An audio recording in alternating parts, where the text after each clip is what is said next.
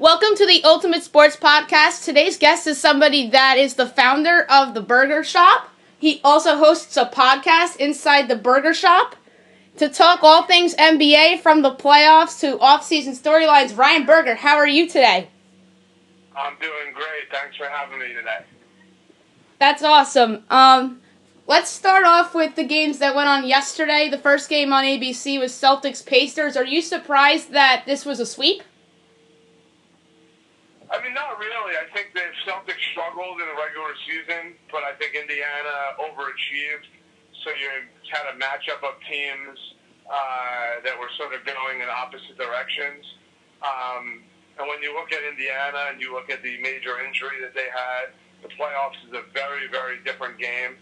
And as you can see with what happened with the Pacers, they were forced to make big shots in big spots. And I think they really struggled in doing that. They're a very, very young team with an inexperienced backcourt. They struggle at the point guard position. And they were going up against a team who didn't have a great regular season and is clearly an undervalued team with the best coach in the Eastern Conference and maybe the best coach in the league. And the game, too, was the game that the Pacers really had their opportunities. They were winning the entire game.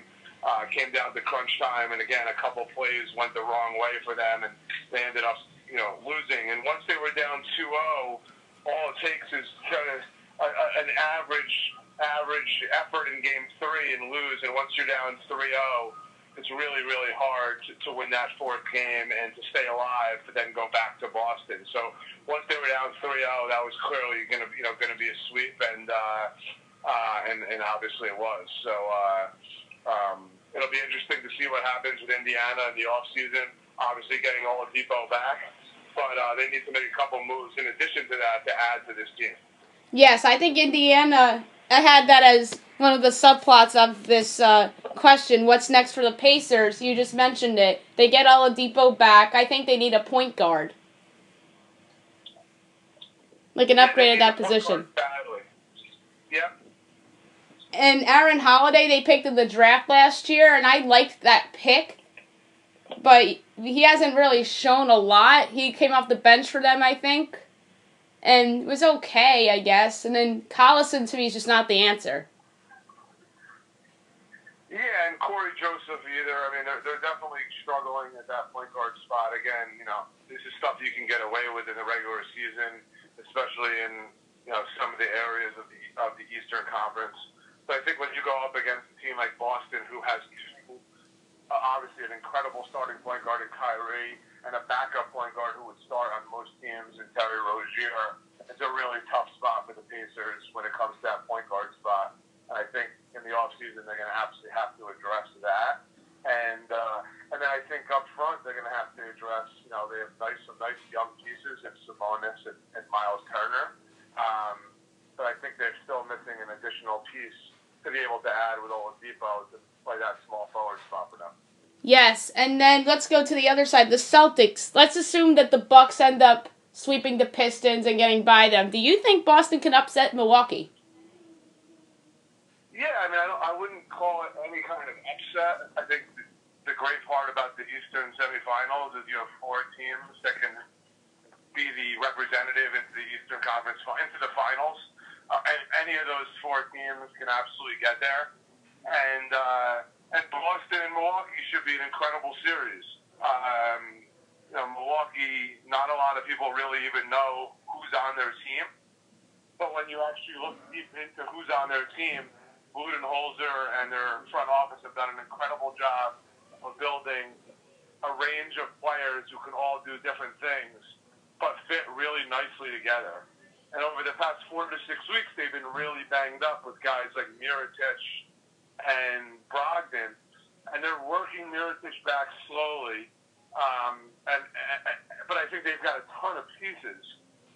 And the big question will be sort of experience versus non-experience. And can the Bucks, who don't have a ton of experience playing together, can they beat a Boston team who has a ton of experience and has been very battle-tested in this environment? That's clearly what this series is going to come down to. And should be really a fantastic series. Yeah, that's what I'm looking forward to. It should be a great series, and I think that could go 6 or even 7. And I won't be floored if Boston won. I just thought that the Celtics, like you said, underachieved in the regular season, so they were undervalued by a lot of people headed into the postseason. Let's go to the second game that was on ABC yesterday, and that was the Warriors and the Clippers. I don't think the Warriors are a lock to go to the finals this year. Do you agree with that? I think they're pretty much a lock. I think when they want to turn it on and play, they're by far the best team. I think most people now think there's really only one team in the East that can beat them, and that's obviously Houston, who's about to sweep Utah. And a lot of people have been very high on Houston over the past month or two. Their defense has really improved. I personally am not a big Houston guy, so I'm sure your point is that you think that they can beat Golden State. And I just don't, and I understand they've had a lot of success or more success against them than any other team in the past couple of years. I just don't see it. I just don't see them being able to win 4 of 7 games in a playoff series with 4 of the games being in Golden State. So I think that there's a real good chance that they're going to represent the West again. I think they're far and away better than everybody else.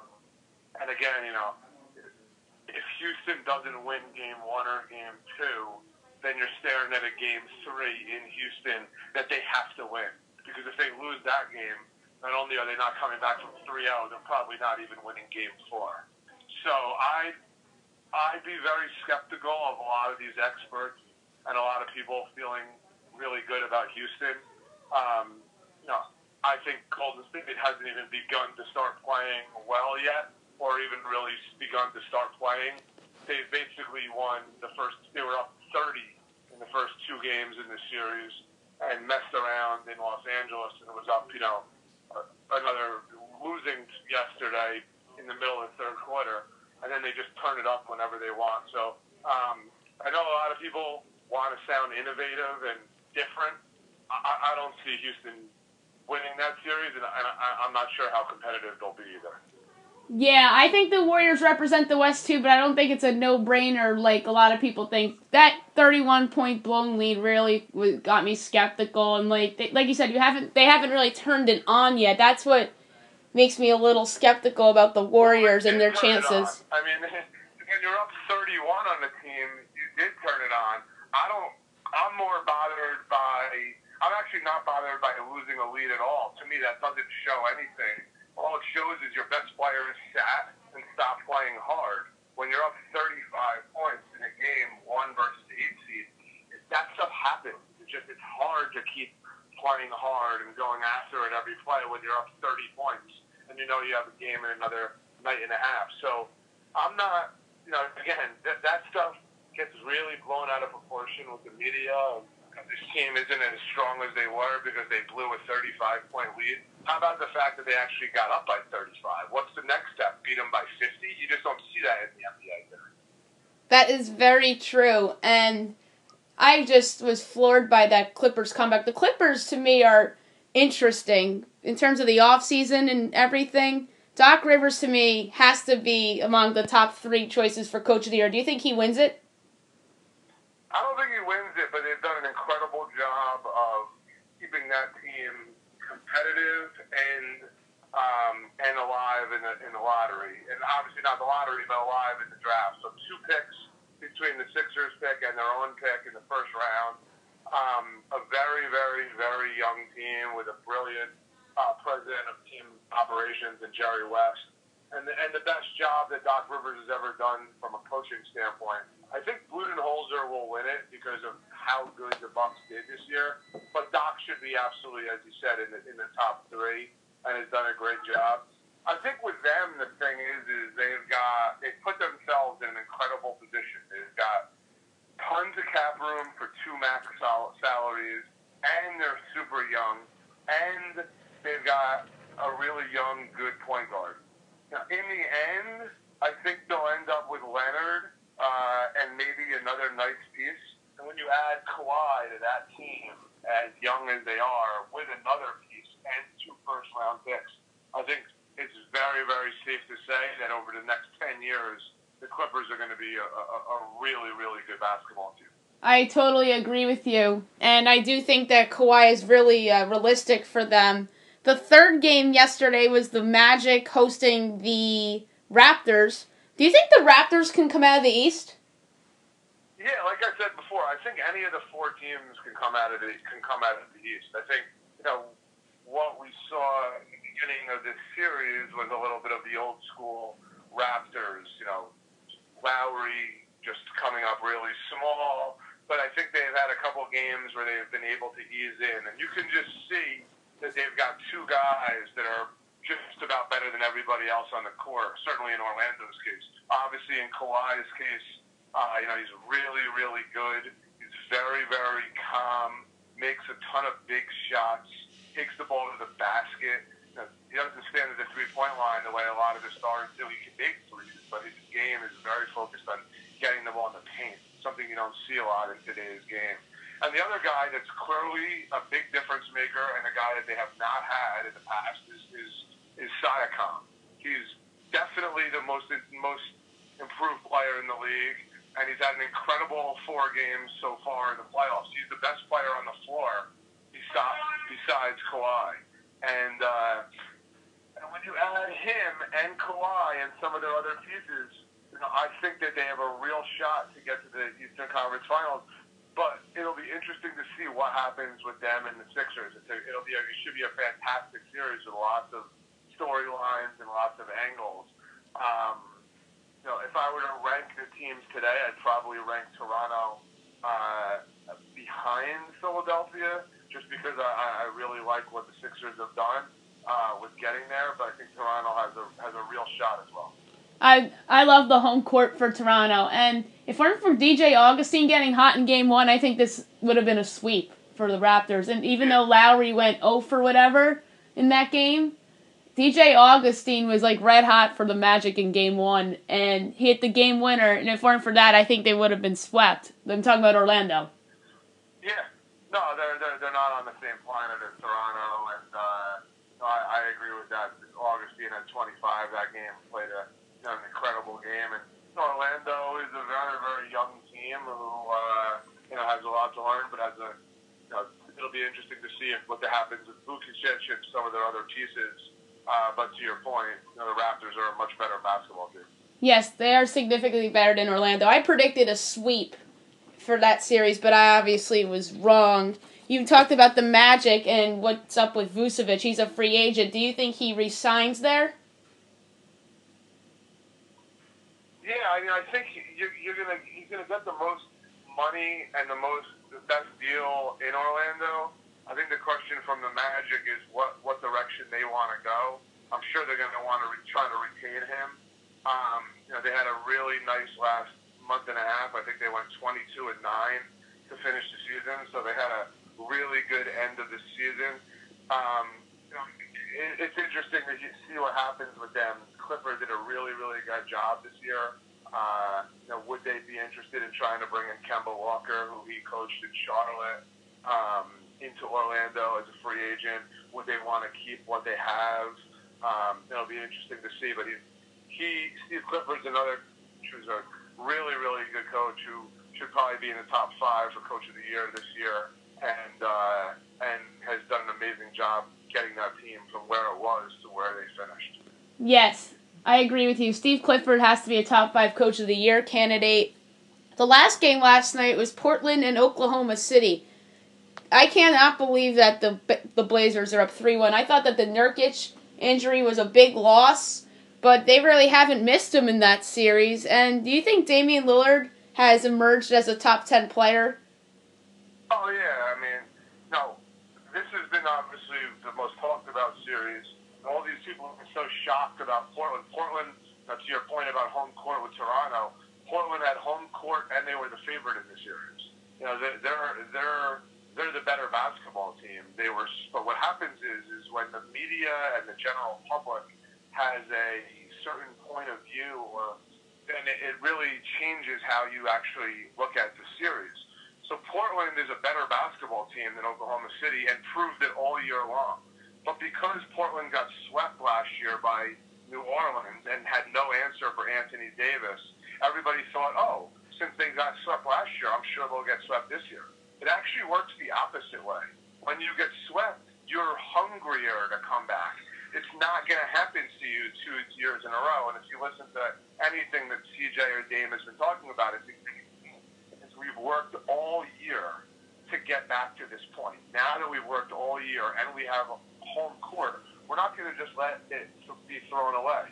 And you can see how they came out in Game 1 and the first quarter of Game 1. They were up 20. They looked incredible.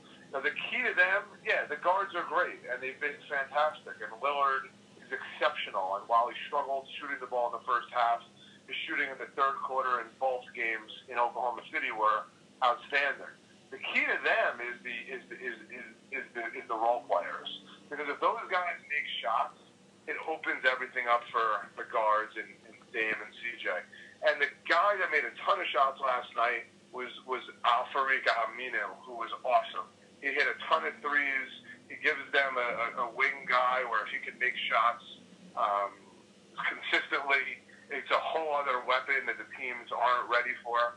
And then again, you mentioned Nurkic injury, and it's a big injury, but is he really that much worse than a combination of Kanter and Zach Collins? And Kanter, while everybody wants to talk about his defense, had a huge block against Westbrook last night. His defense was more than fine because against Oklahoma City, everyone tries to put Kanter in the pick and roll. But in Portland's case, they drop off and let Westbrook shoot 0 for 7 in the second half yesterday. So that pick and roll isn't really hurting them. And then they came in with Zach Collins, who I'm a huge fan of out of Gonzaga, and he played great again last night with 10 points. They need to close this series out in Game 5 because Paul George won't go down easy, and he's certainly one of the 10 best players in the league. But you've seen some incredible shooting displays by Lillard, and a big difference in how he plays the game versus how Westbrook plays the game. And Lillard is a joy to watch. Just an incredible basketball player to watch. Yeah, Lillard's certainly been the best player in this series so far. I actually picked Oklahoma City in 6 games because I just thought that they were the better team, but I've proven wrong. And you're right, I think Portland has to close out in Game 5 or else they might be under a little pressure going back to Oklahoma City for a possible Game 6. So, Oklahoma City, I just mentioned they're down 3-1, and you said you're not surprised by it. I'm somewhat surprised. Well, why?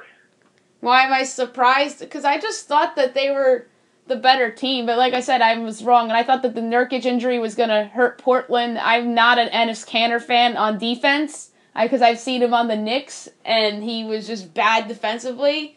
And you mentioned the block on Westbrook. I saw that and I was just like, did he just block Russell Westbrook? But yeah, I don't think that Westbrook's had that great of a series. Paul George, there has to be something up with Paul George, right?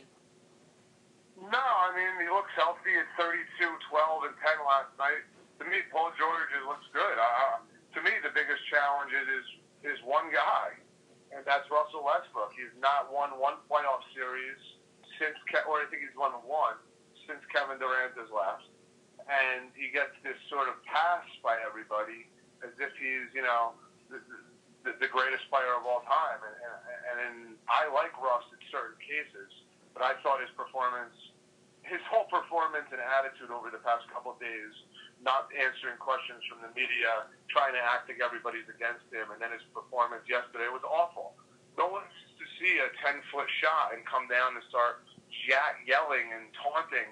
You made a jump shot in the first half, maybe 2 or 3. But, in the second half, he's 0 for 7, pulling up all over the place and shooting terrible jumpers.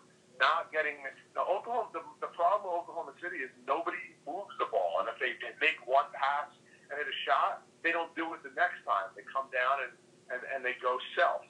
And, I was asking why you thought they were the better team because I think again, no one really looks at the team. They look at a couple of pieces and pull things out. Like Enes Kanter was bad on the Knicks on defense, but if he was so bad, then how is he on the team who's starting center for the number 3 seeded Portland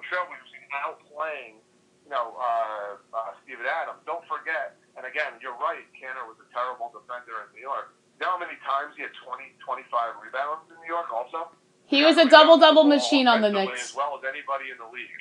And when you get Lillard and CJ additional possessions, that's a big thing there. So you can also not be as good on defense because you're not the man, and they have other pieces like Zach Collins to be able to come in and help. Whereas the Knicks didn't have. They were going to Eddie Curry when they would take him out. So there's a lot of angles and a lot of pieces that have to do with breaking down these series. And the other thing we've always seen with Oklahoma City is they just don't shoot the ball well enough at this level. They just don't shoot the ball. They shot the ball terribly this series. Except for George, they really don't have anybody who can consistently make outside shots. Yeah, another reason why I liked Oklahoma City a lot, I thought Terrence Ferguson had a solid year for them. And he started some games for Oklahoma City, hit some threes. And another guy I kind of slept on was Jake Layman of the Blazers. He's actually had a pretty good year, and he's a good shooter. And you mentioned Zach Collins. I really like him, too. I think he's going to be a good player in the pros. Yeah, he's going to be really good. And the Iger kid left after his freshman year. The Layman is a kid who went to Maryland and was a transfer, and he's worked his way into the league. And don't forget, Portland also had Frank Connaughton, who they basically waived, and now is the first guy off the bench for the Bucks. So Neil O'Shea and the guys that run the Portland are some of the best guys in the league. And Sam Presti and all those guys get so much credit for the drafting of Harden and Durant and obviously Westbrook. But they only held on to one of those guys. The one guy that they held on to is the worst of the three. I'd much rather have Harden or Durant than I would Westbrook. And yet, the Oklahoma City brass never gets dinged. Meanwhile, the Portland brass, not only did they draft Lillard and CJ, but they were able to hold on to those guys, and it feels like they'll hold on to them for a while. So I think Portland's the better basketball team. But the public perception is that Oklahoma City is a much, not just better, but much better, and obviously that's not come to fruition in the first couple games. Yeah, that was the one that I was way off on, and a lot of people did have Oklahoma City in that series, but good for Portland, and I really think Terry Stotts is one of the best coaches in the NBA. I think he's underrated. Nobody talks about him in terms of the best coaches in the league. Well, yeah, I mean, again, it's, what is really hard about sports is it's very difficult to change the conversation every couple months. Last year when they got swept, everybody thought he was a terrible coach and wanted him fired and wanted CJ traded. Now everybody thinks he's a great coach. So sometimes you can be a really good coach and not win, and you can be a not great coach and win. Most of the time it has to do with your players. But obviously, I understand he's the guy who really knows what he's doing, and like Jeff Van Gundy says, it's a make-or-miss league. When the ball goes in, you look great. When the ball doesn't, you don't. And when Amino is making shots from all over the place and Lillard's making 65% from the logo, it makes you look like a really good coach. Yeah, so let's go to the games that are being played tonight. Bucks and Pistons. Do you think the Bucks complete the sweep tonight? I do. Yeah, I mean, I think gave their shot in Game 3. I'd be stunned if Blake Griffin plays again. They gave, I don't think, everything that they had to give a chance to get a game, and Milwaukee wasn't having that. So I imagine, especially with Boston winning, Milwaukee will put this behind us, and we'll get ready for an incredible Eastern Conference semifinal. Yeah, I really think Coach Bud has done excellent with the Bucks. I think he'll be a finalist for Coach of the Year, but I just think Doc wins it only because of the narrative of they traded Tobias Harris and they made the playoffs. But I won't be surprised if Coach Bud wins, and that would be a great series against the Celtics. What's next for the Pistons, you think? I mean, I think they got to figure out exactly who they are, what their identity is. They really made a big change this year, moving away from Stan Van Gundy and moving Blake into a point forward. Shot a ton of threes and kind of ran point guard for them this year. Is that the direction they want to go? What's going to happen with Drummond, who's getting booed by the fans at the end of the game the other night?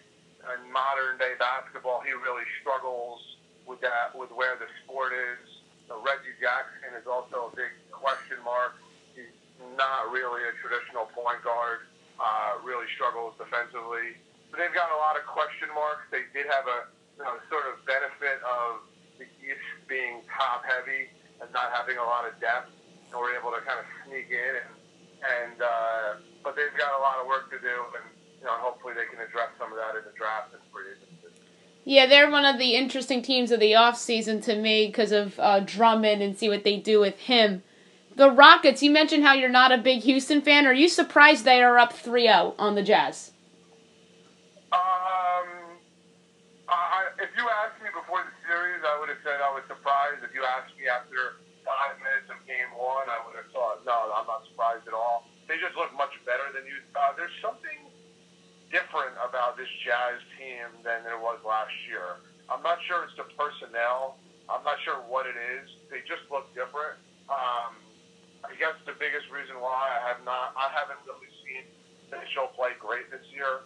He was in a slump for a while, then he turned it around a little bit. But I don't think he's looked great in this series. He's been thoroughly outplayed.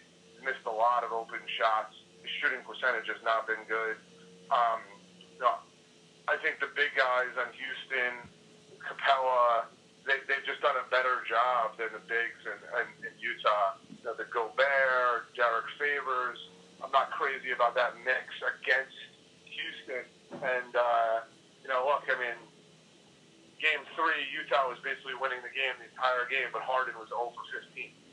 So he makes 2 or 3 of those shots, and it's a 5 or 6 point game throughout. So Houston's clearly a much better team than Utah.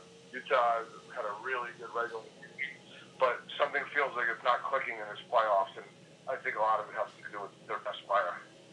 Yeah, Mitchell's really struggled. He missed that wide open 3 that could have tied the game in that Game 3 you mentioned when Harden was 0 for 15 before the fourth quarter.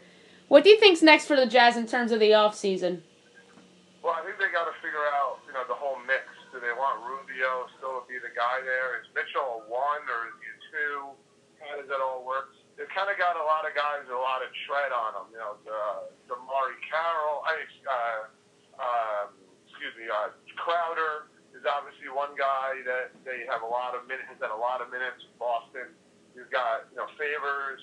You've got Gobert. You've got a lot of these. Royce O'Neal. They're playing in a big spot. They've got a lot of questions and a lot of work and I would think that they might. Again, they're coming off of another 50-win regular season. I think that's 3 in a row. But I wouldn't be surprised to see them shake things up. You're just not winning with the roster that they have right now. You're not beating the 2 or 3 best teams in the West. So I would look for them to shake something up. I don't think it's going to trade Mitchell, but I would look to maybe move Gobert. I would look to do something a little bit more drastic this offseason, as I think they're really going to struggle over the next couple of years if they keep this team together. Yeah, that's an interesting team this offseason. And quickly, what are your thoughts on the Sixers-Nets series? I think, it's been probably the most entertaining series. I was at Game 3. That was intense. It was a great atmosphere in Brooklyn, which was really surprising since I haven't been to the arena for a playoff game, but it was loud and energetic, and the Nets are really interesting. They've got a really interesting group of young players, 3 or 4 guards who can go by anybody in the league and make shots all over the place. I think they got to get stronger inside.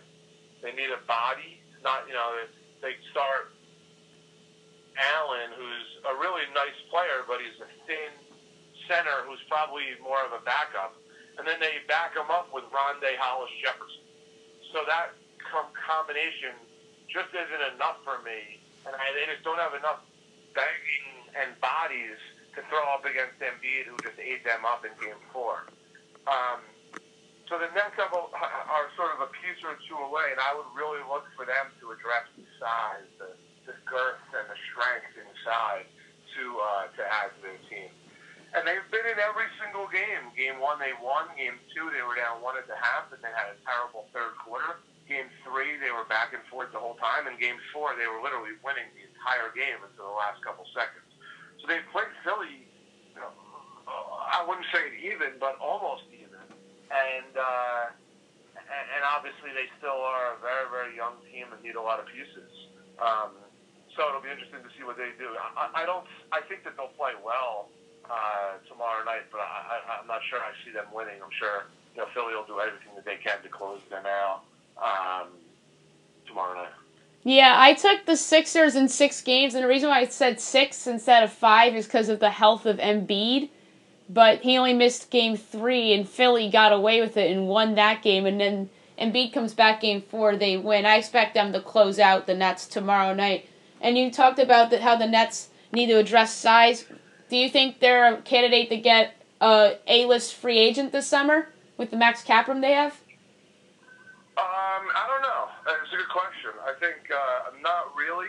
I don't know who you consider A-list, so depending on if those guys, as far as what I've heard and what I know, I don't see a lot of those. I think they'll definitely get a couple of free agents because the setup is great. The team is interesting. The coaching is really good. The location of where the team is really fun and a great place to live. And so I could understand them getting some free agents. I think the thing about Embiid is, he's not in a great condition right now, Embiid. He's got to work on his conditioning and stay on the court, and that's probably a bigger challenge in the next series than it is here. But the one thing about Philly is they do have a lot of guys who need the ball. And interestingly, when Embiid is in the lineup, I find that him and Simmons don't play as well together, whereas if they're in the lineup separately. The reason why is because Simmons doesn't really have a place to go when Embiid is in the game. Simmons is not a shooter. He clogs the lane.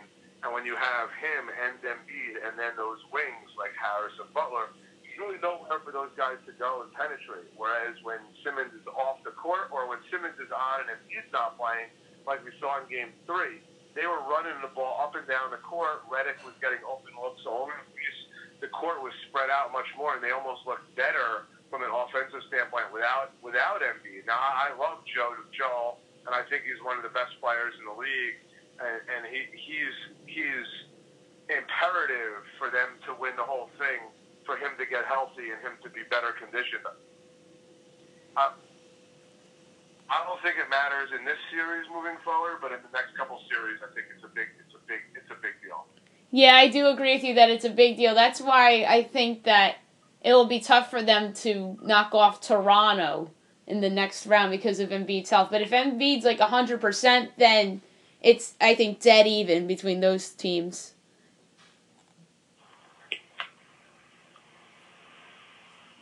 So dead even between who? Sixers and Toronto? Yes, dead even if Embiid's like 100%. Right. Yeah, no, the Eastern Conference semifinals should be must-watch basketball, every game, both series.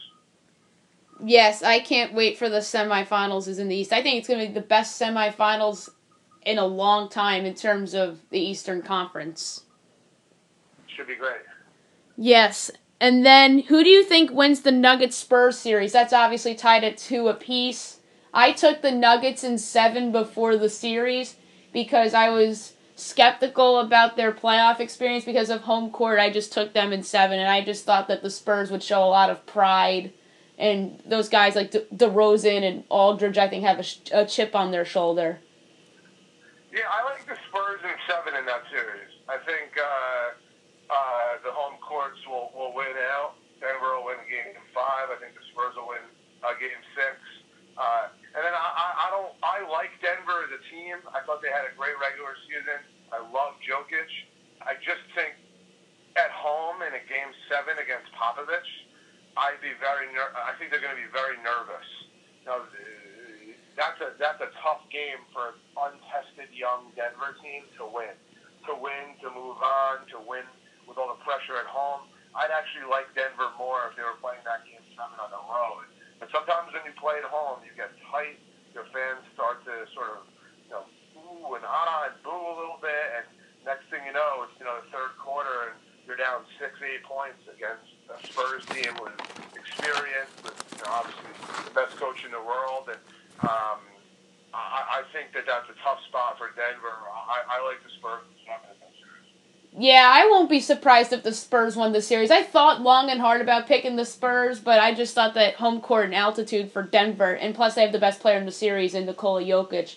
That's why I thought they'd win the series. But San Antonio certainly has the edge on the coaching side, although I do like Mike Malone.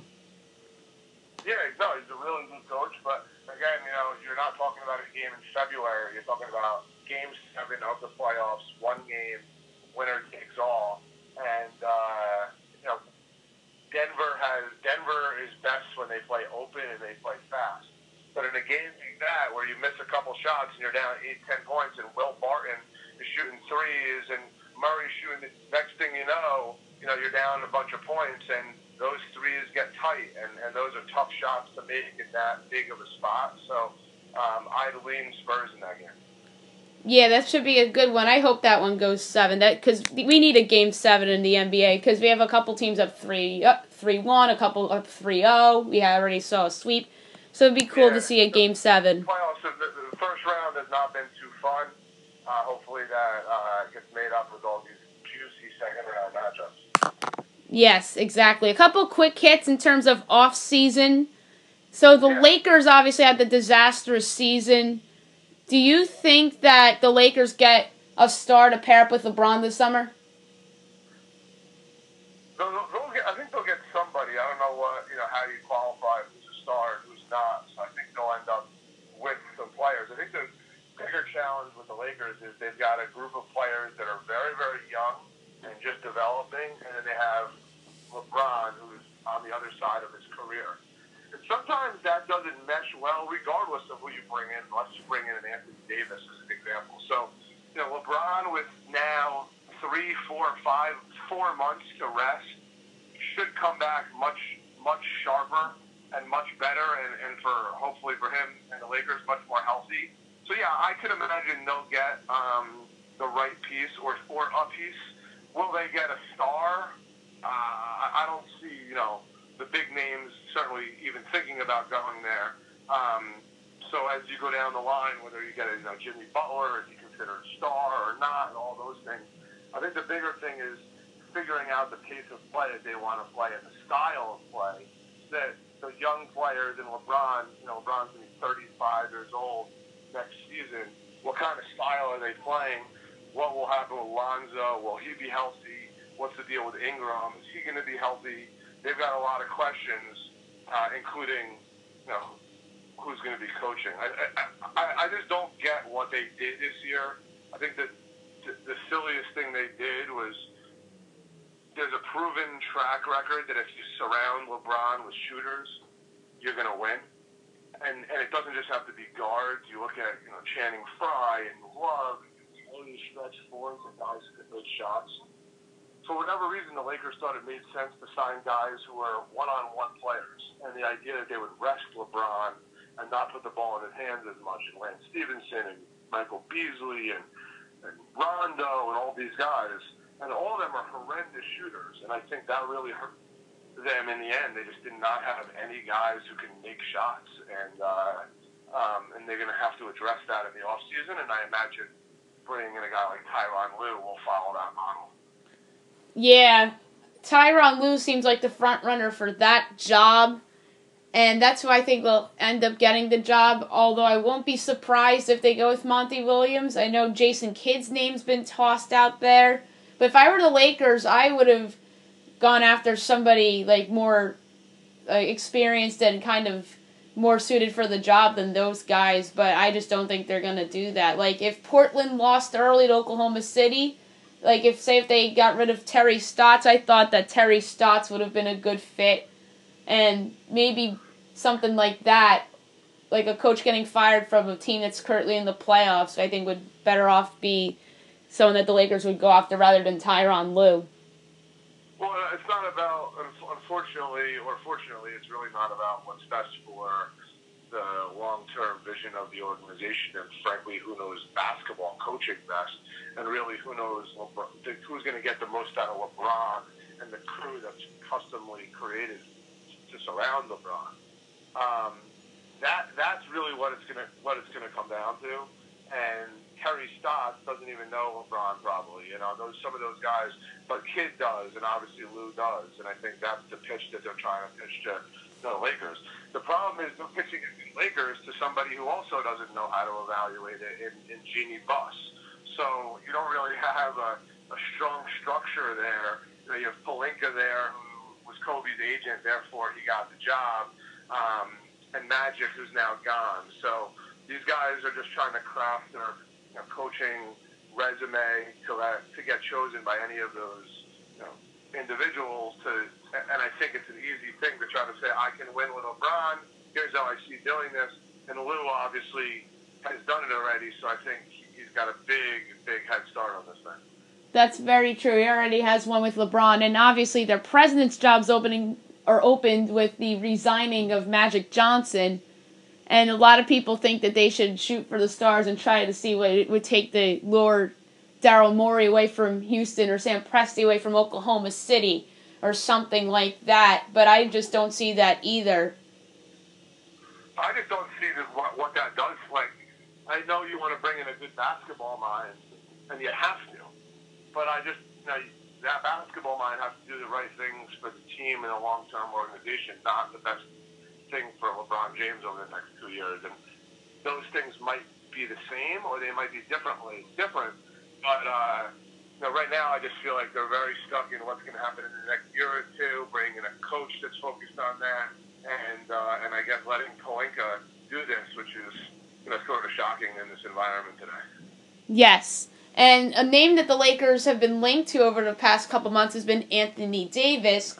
And the man that got the job, David Griffin, obviously was the Cavs GM when LeBron was there. So do you think Anthony Davis gets traded this summer, or does he stay in New Orleans? I think he's going to stay in New Orleans. I don't see where. I mean, there's some spots that I can see him going to. I don't see him. I don't see the Lakers being one of them. I think Boston's clearly an opportunity. I think there are some other opportunities, but I think the Lakers will not get Anthony Davis. I agree with that, and I think Boston's the front runner as long as they include Jason Tatum in the package. Yeah, I mean, I was trying to think. There was a game I was watching the other day, and I thought to myself, wow, this would be a really nice fit for him. I mean, I think the problem with Anthony Davis is, people talked a little bit about if Denver gets knocked out in the first round, they try and trade a couple picks and Jamal Murray and some other pieces, obviously Michael Porter Jr., for him. I think it's an interesting conversation, and I think there's a couple teams. The problem is he's got to make sure that he'll resign with you, and it's a lot to give up if you're not sure that he's gonna resign. Yes, and I do think Denver is a dark horse for Anthony Davis, especially if they lose the Spurs series like you think they will. And last question, I think the most intriguing sports storyline of the year, Kevin Durant, a free agent this summer. Does he leave Golden State, and where does he go? Knicks, Clippers, elsewhere? I think those are the two teams that are the biggest contenders. I think the Clippers obviously have set themselves up, like we talked about in the beginning, a lot of cap room, a lot of young pieces, and a major city. And the one thing I know about KD is he does want to be in a major city, so I would think that San Francisco, where he is now, LA, and New York are all three opportunities for him. So I think obviously it'll be an interesting summer to see where he ends up, and there'll be a lot of fans on both coasts hoping that he ends up in their arenas. I think both teams, in the Clippers and Knicks, have done the best thing they can to put them in the best position to attract Durant, and I think that you get a lot of people who are out there trying to tell you that he's not going to leave because he just won his third in a row, or and I think that stuff is very, very old-fashioned. I think the old fan says, yeah, how can you leave a team? We just won 3 in a row. You could win 5 or 6 in a row. Yeah, that's true. That's true. But on the other hand, there are certain things that the other markets give him opportunity to do that he just can't get no matter how many times he wins. He could win 7, 8 championships in Golden State, but he'll still never be the man at Nike against LeBron. And he'll still never be over Curry in that new arena. oh, they're going to open a new arena and that's going to keep them there. I don't think he cares about whether there's phone chargers in seats or not. I think what he cares about is playing basketball, living in a major market, and being the man at Nike. And I really, really think that when he comes to New York and does that, and achieves the kind of things he can do, he will win here. He will get a statue here, and he will ultimately be the number one guy at Nike. So I've been on record for at least 2 years now with my sources saying that he will end up in New York, and I feel really, really good about it on April 22nd today, that saying that Kevin Durant will be on the Knicks in the October when we start training camp. Yeah, I think that is the favorite, the land Durant as well. I'm going to have Anthony Donahue as a guest on my podcast at some point this week. Maybe I'll get him on tonight. We'll do a lot of Kevin Durant Knicks talk, obviously. I know who Anthony is. He does the 33rd and 7th podcast, and he does ESPN New York. Anthony has been a long-time friend, and I apologize that you have to have him on the podcast, but he's a huge Knicks fan and a great guy, and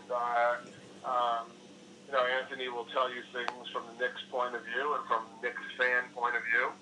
So, and be very passionate and energetic about Knicks basketball year over year. Yeah, he's one of the bigger. And they win 20 or 25 games. It's hard for me to sit in that arena every single second and go crazy. But with Anthony, there's no breaking him down. Knicks can win 20 games for the rest of his life, and he will still be the most hardcore fan you've ever seen. Yeah, him and Spike Lee have to be the two biggest Knicks fans that I've come across of, just in general, that I know of. And Kevin Durant to the Knicks would be such a great story.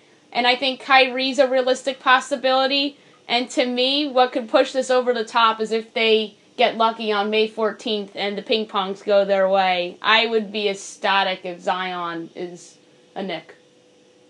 Yeah, I mean, I'm not. I've heard from some people in the space that Kyrie would love to come home. I think that's a much bigger long shot than Durant. I can see it, but I think it's a bigger shot. But certainly KD and Appice, and Zion obviously, or Morant, and so I think there's a couple of ways to be able to look at it. But getting all three would be great. Getting 2 of 3 would be great. Even getting 1 of 3 and building around that person would be great. So a lot of opportunities and positive thinking in Knick land for sure. Yes, I think the Knicks are obviously one of the most intriguing teams of the offseason for obviously the Durant and how much everybody thinks it's a done deal. This is very reminiscent of LeBron and the Lakers last year to me, and I really thought that since October when this Durant Knicks hype started to be chatted about, and I said to myself, this reminds me so much of last year with LeBron and the Lakers, but I wasn't buying into it, and then I was proven wrong. So that's why I really think that this Durant thing's realistic. Everything made sense for LeBron to go there. His kids, his business, the end of his career. I think Durant is, he's a much more about basketball right now, and most people would say, well, if he's more about basketball, then why would he leave Golden State and go to the Knicks? Which is a good question. But I think in the end, being about basketball, he wants his legacy and his brand to be about winning in the biggest market in the world. And I think that's what he'll end up doing. Yeah, so do I. So it was a pleasure having you on today, and maybe I'll have you on again before the off-season gets underway. Sounds good? You got it. Thanks for having me on, and send Anthony my best. All right. Have a good day.